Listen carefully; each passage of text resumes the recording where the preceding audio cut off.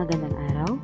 Narito na tayo sa ikapitong linggo ng ating pag-aaral ng paksang pagbasa at pagsusuri ng iba't ibang teksto. Ako ang inyong guro, Binibining Daring Grace M. Velasco. Bago natin talakayin ang paksa ay gawin muna natin ang maiksing pagsubok. Panuto, ayusin ang mga sumusunod na nakahalong static o letra na nasa ibaba. Una, ano kaya ito? Ito ay tama, ipagtanggol. Pangalawa, ano kaya ito? Magaling, ito ay posisyon. Ang ikatlong kahon naman, tama, ito ay ebidensya. At ang panghuli, magaling, yan ay argumento. Sagutan natin ang mga gabay na tanong. Ano-ano ang mga salitang nabuo? Pagtanggol, argumento, ebidensya, at posisyon. Magaling. Saan natin ginagamit ang ganitong uri ng mga salita? Isulat sa papel ang inyong mga sagot. Pwede sa mga kapag tayo ay nakikipag-debate o sa mga debate. Anong uri kaya ng teksto ang maaaring paggagamitan ng mga salita na banggit? Tama kayo. Ito ay tekstong argumentatibo. Ang layunin natin sa araw na ito ay nabibigyang kahulugan ang tekstong argumentatibo, natutukoy ang pagkakaiba ng tekstong argumentatibo sa tekstong persuasive, na iisa-isa ang mga elemento ng pangangatwiran, nasusuri ang mga uri ng lihis na pangangatwiran at nakasusulat ng reaksyong papel batay sa binasang teksto. So ano nga ba ang tekstong argumentatibo? So batay doon sa apat na mga salitang inyong inayos at nabuo, gamitin kaya natin itong mga salitang ito para sa pagbibigay ng sariling kahulugan ng tekstong argumentatibo. Isulat sa papel o sa kwaderno ang inyong nabuong kahulugan. So ano nga ba ang tekstong argumentatibo? Ang tekstong argumentatibo, naglalahad ito ng paniniwala, pagkukuro o pagbibigay ng pananaw patungkol sa isang mahalaga o maselang issue. Layunin din ito na mahikayat ang mga mababasang tanggapin ang mga argumentong inilahad sa pamamagitan ng pangangatwiran. Layunin din ng tekstong argumentatibo na mapatunayan ang katotohanang ipinahahayag nito. Isa pa dyan ay may mga halimbawa ang tekstong argumentatibo at narito ang thesis, posisyong papel, pananaliksik, editorial at petisyon. Ngayon naman, ano naman ang pagkakaiba ng tekstong persuasive sa tekstong argumentatibo? Nandyan, basahin ninyo at intindihin mabuti ang nasa larawan. Yan ay ang pagkakaiba-iba ng tekstong argumentatibo sa tekstong persuasive. So nakasaad dyan na ang tekstong argumentatibo nangungumbinsi batay sa datos o impormasyon. Ang tekstong persuasive naman ay nangungumbinsi batay sa opinion. Samantalang ang tekstong argumentatibo ay nanghihikayat dahil sa mga ebidensya, ang persuasive naman ay naghihikayat sa pamamagitan ng emosyon at damdamin ng mambabasa at hindi ito, nakapokus ito sa kredibilidad ng may akda. Kaya nga tinatawag na objektibo ang argumentatibong teksto dahil nakabase sa katotohanan. O ang persuasive naman ay subjektibo dahil nakabase ito sa opinyon ng may akda o sa opinyon o damdamin o emosyon. Meron naman tayong mga elemento ng pangangatwiran. Una dyan ay proposisyon. Ano nga ba ang proposisyon? Ito ay pahayag na inilalahad upang pagtalunan o pag-usapan. Ito din ay bagay na pinagkasunduan bago ilahad ang katwiran ng dalawang panig. Halimbawa na lamang ng mga proposisyon ay dapat na ipasa ang divorce bill upang mabawasan ang karahasan laban sa kababaihan.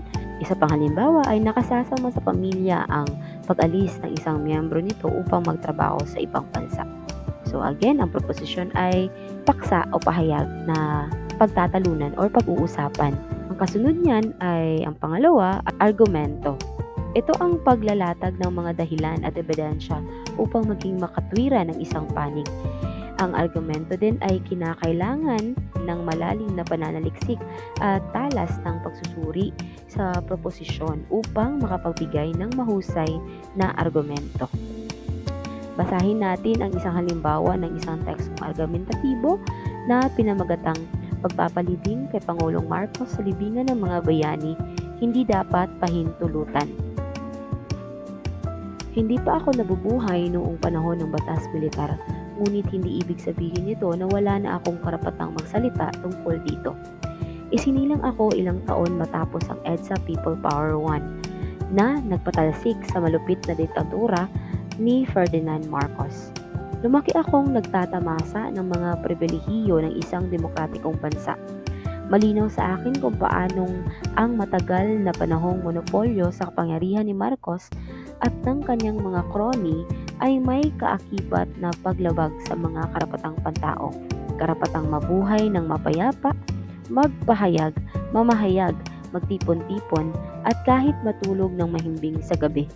Ngayong planong ilibing ng kasalukuyang administrasyon si Marcos sa libingan ng mga bayani, ilan pang pangalan at alaala, mga patay na at buhay pa ang patuloy na yuyurakan at parang sariwang sugat na bubudburan ng asin. Libo-libong buhay ang nawala. Marami ang hindi pa nahahanap ang labi hanggang sa kasalukuyan. Maraming kabataan ang biglang naglaho at tinawag na desaparecido. Sayang at sana ay naging produktibong mamamayan sila sa kasalukuyan. Ayon sa mga kamag-anak na naiwan ng mga desaparecido, buti pa si Marcos may bangkay. Ayon sa mga tala ng kasaysayan, ipinasara ng pamahalaan ang mga estasyon ng radyo, telebisyon at pahayagan pagkatapos ideklara ang batas militar. Lahat ng tumututol at tumutuligsa sa mga gawain ng rehimeng Marcos ay karaniwang dinarakip ng mga pulis o sundalo at pinarurusahan. May tuturing na bagungot ang naging karanasan ng mga naging biktima ng kamay na bakal ng diktadura sapagkat nakaranas sila ng pisikal at psikolohikal na pang-aabuso sa pamamagitan ng torture, rape, water treatment at iba pang di makataong paraan ng pagpaparusa. Ito ay batay sa mga salaysay ng karanasan ni na Prof. Judy Tagiwalo, kasalukuyang DSWD Secretary, Ricky Lee at Luwalhati Bautista na mga premyadong manunulat, si Joel Lamangan na isang mahusay na direktor at Bonifacio Ilagan na isang kilalang dramatista. Kahit pa patuloy na itinatanggi ng pamilya Marcos ang kanilang mga kasalanan, na itala naman sa mga pagsasaliksik at investigasyon ang lawak at lalim ng ginawang pang-aabuso ni Marcos sa kanyang kapangyarihan sa panahon ng diktadura. Sa dami ng nagbiktima at sa laki ng iniwan niyang utang panlabas ng bansa, hindi siya karapat-dapat na ilagak sa lugar kung saan nakahimlay ang mga itinuturing na bayani ng bansa. Ang paglilibing kay Marcos sa libingan ng mga bayani ay malaking dagok sa mga kaanak ng mga naging biktima ng batas militar na patuloy na humihingi ng katarungan para sa mga inabuso, nawala o pinatay nilang mahal sa buhay. Hindi kailanman dapat magkaroon ng puwang sa sagradong lugar na iyon ang isang malupit, abusado at diktador na pinuno. Ito ang dapat maunawaan ng kasalukuyang pamahalaan na hindi kailanman maitatama ang isang pagkakamali sa pamamagitan ng paggawa ng isa pang pagkakamali. Naintindihan niyo ba ang inyong binasang teksto? Kung ganon, sagutan natin ang mga sumusunod. Isulat ito sa inyong kwaderno. Ano ang proposisyon ng teksto? Pangalawa, ano-anong mga panig ang mga nailahad o anong panig ang nailahad? Pangatlo, pananaw ng may akda sa proposisyon. At ang panghuli, ibigay ang iyong sariling reaksyon batay sa binasang teksto. Narito ang mga uri ng lihis na pangangatwiran o fallacy. Number 1, argumento laban sa karakter. Ang pinagtutuunan ng pansin ay hindi ang issue, kundi ang kredibilidad ng taong kausap. Halimbawa na lamang, bakit ko sasagutin ang alegasyon ng isang abogadong hindi magaling at 3 beses umulit ng bar exam?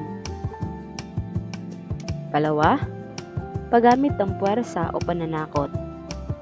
Halimbawa, sumanib ka sa aming relihiyon, kung hindi ay hindi ka maililigtas at masusunog sa dagat-dagatang apoy. Number 3, paghingi ng awa o simpatiya. Ang pangangatwiran ay hindi nakasalig sa katatagan ng argumento kundi sa awan at simpatya ng kausap. Halimbawa, Ma'am, ipasa niyo po ako. Kailangan ko pong makapagtapos dahil ako na lang ang inaasahan sa aming pamilya. Kailangan ko pong magtrabaho para mapagamot ang nanay ko na may TB dahil karpentero lang po ang trabaho ng tatay ko. Pinag-aaral pa po ang 4 kong batang kapatid. Ika-4, batay sa dami ng naniniwala sa argumento. Ang paninindigan sa katotohanan ng isang argumento ay batay sa dami ng naniniwala rito.